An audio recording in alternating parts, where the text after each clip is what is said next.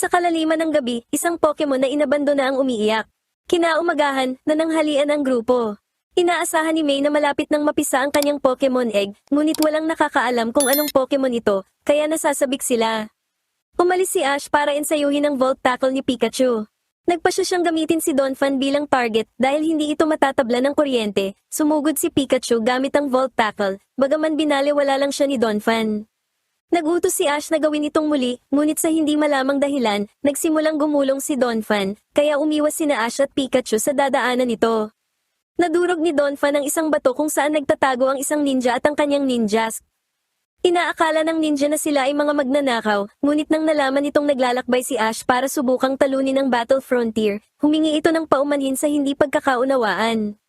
Nagpakilala ang mga bida at ipinakilala rin ng ninja ang kanyang sarili bilang si Evian, isang estudyante ng ninja school. Sinabi nito na itinuturo ng paaralan sa mga tao at Pokemon ang mga sining ng ninja. Sa mungkahi ni Evian, nagpasya silang pumunta roon at magpalista. Sinabi ng guro na si Angela na may mga ulat ng pagnanakaw, kinumpirma ito ng mga estudyante, at nakita ng isang anino na tumatakbo sa mga palumpong kahapon at nakarinig din ito ng iyak ng isang Pokemon. Dumiskarte si Brock sa guro at niyakap ito, ngunit isang troso ang kanyang nayakap, nakipagpalit pala ng pwesto ang guro gamit ang isang teknik ng ninja. Nakita silang lahat ng Team Rocket at inalala ni Jessie ang kanyang mga araw bilang isang ninja. Kinalaunan, nasa lawa na ang mga estudyante at humihinga sa pamamagitan ng mga tubo. Pinatigil na sila ng guro at ipinaliwanag nito sa kanila na ang sikreto ng teknik ay maging kaisa ng lawa. Kinalaunan, silang lahat ay nagbalat kayo. Tinuka ng mga PG ang lupa at inayos ni Max ang kanyang pagbabalat kayo nang magsimula itong masira. Dahil hindi na matiis ang pagtukas sa kanila ng mga PG, lumabas sina Ash at Pikachu at humingi ng paumanhin kay Angela, na nagpas siyang ensayuhin ang kanilang tibay. Inilabas ng guro si Kecleon. Sinabi ng guro na maglalaho si Kecleon at kailangan nila itong mahanap. Naglaho si Kecleon, kaya naghanap ang lahat. Naghanap sina Ash at Pikachu, ngunit hindi nila ito matagpuan. Ipinaliwanag ni Evian na kailangan niyang gamitin ang kanyang mga kasanayan sa ninja upang mahanap ito. Nakaramdam siya ng isang bagay, kaya inutusan niya si Ninjask na magkalat ng alikabok, at nakita nila ang buntot ni Kecleon. Sinunggaban niya ito, ngunit hindi niya ito nahuli dahil napakabilis na naglaho ni Kecleon. Sinubukan din ni Ash ang ganon, at pinagamit niya si Pikachu ng Thunderbolt, ngunit biglang kinuha ni Kecleon ang sombrero ni Ash. Sinunggaban nila ito, ngunit umakyat ito kaya nabangga lang sila sa puno.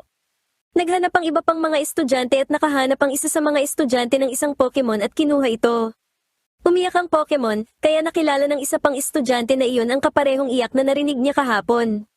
Kinuha ni Brock ang Pokemon at pinakalma ito, isa itong Bonsly. Sinabi ng babaeng estudyante sa Bonsly na ibalik nito ang kanyang berry, ngunit kinwestiyon sila ni Brock kung mayroon silang patunay na si Bonsly ang nagnakaw ng mga berry. Sumagot ang isa na narinig niya ang iyak nito, kaya kumuha si Brock ng isang berry at inialok ito kay Bonsly. Nang hindi kinain ni Bonsly ang berry at tinabag ito palayo, binigyan na lamang ni Brock ang Bonsly ng isang bote ng gatas na masaya namang ininom nito.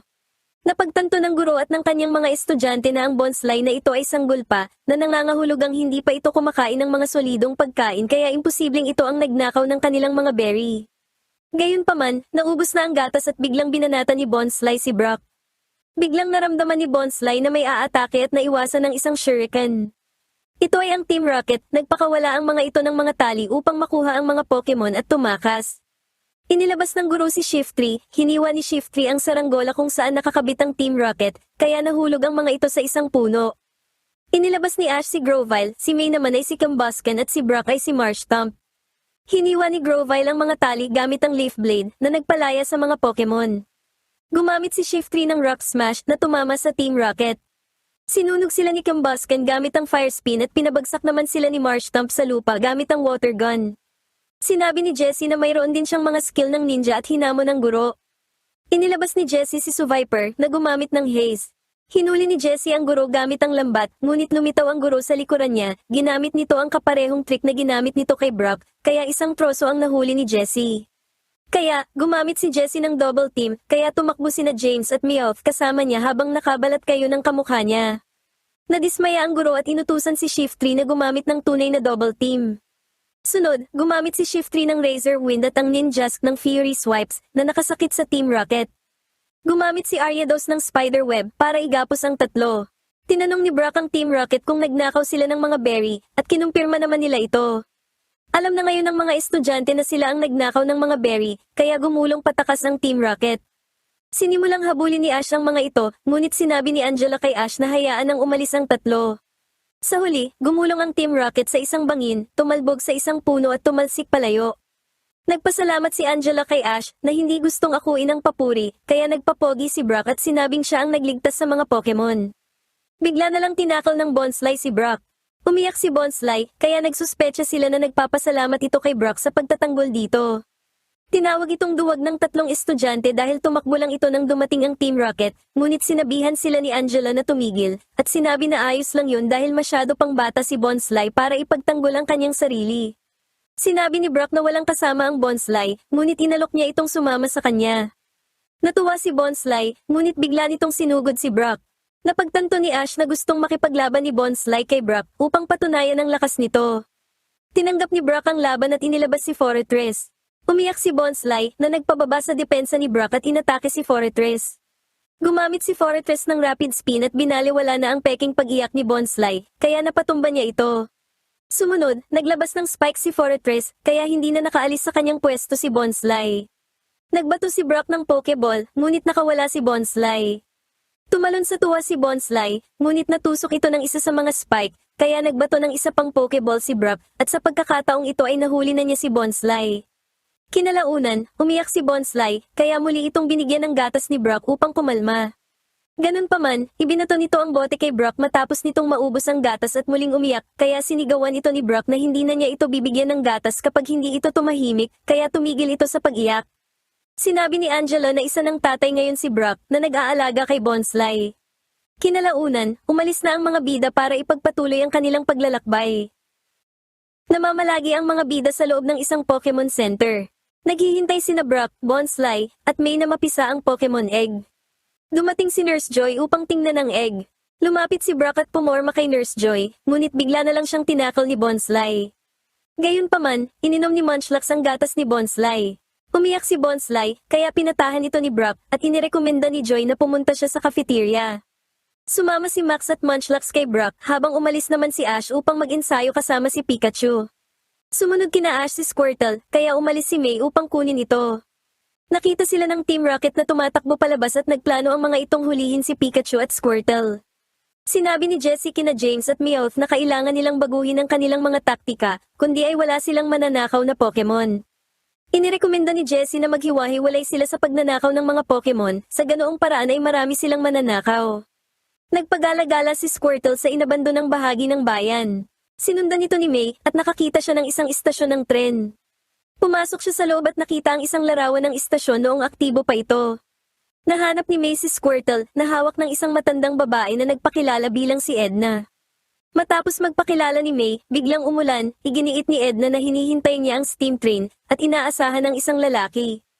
Isang batang babae na nagngangalang Katrina ang dumating na may dalang payong na nagpakilalang apo ni Edna. Sinundo ni Katrina ang kanyang lola, ngunit nalulungkot siya dahil hindi pa rin dumarating ang tren na hinihintay ng kanyang lola. Umalis si Edna at naiwan ito sa upuan ng larawan nito noong bata pa ito kasama ang isang lalaki. Nakita ni Jessie sina Ash at Pikachu. Gumamit si Pikachu ng Volt Tackle sa isang bato na sumabog at tumama kay Jessie ang isang piraso nito. Nakita ni James sina Munchlax, Bonsly, Brock, at Max sa isang mesa na puno ng pagkain. Sinubukan ni James na huwag isipin ang pagkain ngunit sinipon siya dahil sa ulan. Samantala, tinanong ni May si Katrina kung sino ang mga tao sa larawan, ipinaliwanag ni Katrina na sila ang kanyang mga lolo't lola, si Edna at ang yumaong asawa nitong si Jonathan, noong bata pa sila. Ibinunyag ni Katrina na hindi na niya nakilala si Jonathan dahil pumanaw ito bago pa man siya ipanganak. Ipinaliwanag ni Katrina na hinihintay ng kanyang lola na si Edna ang pagbabalik ng tren ni Jonathan, kahit na malinaw na matagal nang sarado ang istasyon, at sinabing mahalaga ang kwintas na suot ni Edna at ipinaliwanag ang kwento kung bakit naghihintay pa rin si Edna sa istasyon. Noon ay pag-aalaga ng mga Pokemon Egg ang trabaho ni na Edna at Jonathan, pero isang araw ay nagpasya si Jonathan na lumipat sa lungsod dahil gusto nitong mag-aral at maging isang Pokemon Doctor. Ngunit ayaw ni Edna na iwan ang kanilang bayan, lalo na't ilang henerasyon na roon ang kanyang pamilya, ngunit desidido si Jonathan na lumipat sa lungsod upang makamit ang kanyang pangarap. Bago siya umalis patungo sa lungsod, nag-iwan ng sulat si Jonathan para kay Edna. Nang mabasa ito ni Edna, tumakbo siya sa istasyon upang hanapin ang kanyang asawa, ngunit huli na ang lahat, nakaalis na ang tren. At nawala ang kwintas na suot ni Edna sa kanyang leeg. Hindi nagtagal ay ibinunyag ni Katrina na, mag-iisang taon matapos umalis si Lolo Jonathan, nakatanggap si Lola Edna ng balitang namatay ito sa isang malagim na aksidente, ngunit tumanggi si Ednang maniwala rito, at kahit ngayon, ilang dekada matapos magsara ang istasyon at ang linya ng tren, regular pa ring naghihintay si Edna sa istasyon, na malinaw na umaasang babalik pa rin balang araw si Jonathan. Ikinwento rin ni Katrina kay May ang isang pagkakataon noong nasa istasyon si Edna, at sinabi ni Edna kay Katrina na ang pinakamalaking dahilan kung bakit hiniling niyang maabutan sana niya si Jonathan ay para masabi niya rito na magkakaroon na sila ng anak dahil buntis na si Edna sa ina ni Katrina ng panahong iyon, at hiniling nito na sana ay umulan noon ng nyebe para naantala ang pag-alis ng tren. Gayon din, itinuro ni Katrina ang isang puno at sinabi na sa paligid ng puno ay sumasayaw ang mga Illumise at Volbeat tuwing tag-init. Ngunit matapos malanta ang puno, tumigil na sa pagpunta ang mga Pokemon, at pagkatapos ay nagsimulang malungkot si Edna. Narinig sila ni Meowth na pinaplano sanang hulihin si Squirtle, ngunit napaiyak ito at nalungkot sa kwento ng mga lolo't lola ni Katrina. Kinalaunan, ikinwento ni May sa kanyang mga kaibigan ang mga sinabi sa kanya ni Katrina. Bigla na lang nagliwanag ang egg kaya ibinigay niya ito kay Joy para alagaan. Gayunpaman, nakita ni Max na nawawala na naman si Squirtle, kaya tumakbo si May sa istasyon. Nakita ni May si Meowth na nakatingin sa buwan at iniisip ang tungkol sa sinabi ni Edna. Nahanap ni May si Squirtle na nasa mga riles. Natagpuan ni Squirtle ang kwintas ni Edna at nakita ni May ang larawan ni Jonathan sa loob nito. Bigla na lang, nagsimulang magliwanag ang kwintas. Nang idilat nila ang kanilang mga mata, nagmadali silang umalis sa mga riles dahil may dumating na tren. Isang lalaking nagtatrabaho sa istasyon ang sumigaw sa kanila na hindi sila dapat maglaro sa mga riles. Umalis sila at nakitang mas masigla ang bayan at hindi inabandona, maging ang puno na ikinwento ni Katrina sa kanila ay iba pa ang hitsura. Naisip ni May na maaaring nakapaglakbay sila pabalik sa nakaraan, bagaman itinanggi ito ni Meowth. Nakita ni May ang isang lalaki, na walang iba kundi si Jonathan, sinabi nito sa isang lalaking nagtatrabaho sa istasyon ng tren na aalis siya patungong lungsod, sa kabila ng pagnanais ni Edna na manatili. Nag-aalala si Meowth kung paano sila makakabalik, ngunit nakatuon si May sa pagliligtas kay Jonathan at sa pagtiyak na hindi ito aalis ng bayan. Gayunpaman, hindi sila pinapasok ng lalaking sumigaw sa kanila kanina sa loob ng istasyon. Napansin nila ang pagbuhos ng ulan, kaya alam na ni May ang kanyang gagawin. Binasa ni Edna ang liham at nagmamadaling pumunta sa istasyon. May plano si May, kumuha sila ng lobo at gumawa ng isang hot air balloon. Gumamit si Squirtle ng ice beam sa mga ulap. Matapos ang ilang sandali, naging nyebe ang ulan. Kaya, naantala ang pag-alis ng tren. Sa pagkakataong ito, hindi naiwala ni Edna ang kwintas at nagawa nitong maabutan ang kanyang asawa sa tamang oras, pagkatapos ay ibinunyag ni Edna kay Jonathan na siya ay buntis. Nang marinig ito, nanatili na lang si Jonathan sa bayan at umuwing kasama si Edna. Nakita nilang lahat ang puno kung saan sa paligid nito ay nagtanghal ng kanilang sayaw ang mga Volbeat at Illumise. Muling nagliwanag ang kwintas at ibinalik na nito sina May, Meowth, at Squirtle sa kasalukuyan. May modernong tren na dumating kaya agad silang umalis sa riles. Nakita rin nila na naging masigla na ang bayan sa kasalukuyan. Dumating sina Ash, Brock, at Max upang sabihin kay May na malapit nang mapisa ang kanyang Pokemon Egg. Habang naghihintay, dumating sina Edna at Jonathan na parehong matanda na, at kasama nito ang kanilang apo na si Katrina. Nakasama ni Katrina at Edna si May na nagpaniwala kay Meowth na naghihintay sa labas na nabago nila ang kasalukuyan. Sinuri ni Edna at Jonathan ang egg. Nagliwanag ang egg at napisa, ang Pokemon na inabangan ng lahat ay isang Eevee. Tinitingnan nito ni Meowth, ngunit dumating sina Jessie at James. Sinabi ni Meowth sa kanila na ayaw niyang masira ang kanyang nararamdamang kasiyahan habang naglalakad paalis. Sumapit ang gabi at nakita ng lahat ang puno kung saan nagtanghal ang mga Volbeat at Illumise ng kanilang sayaw na lumikha ng isang napakagandang tanawin.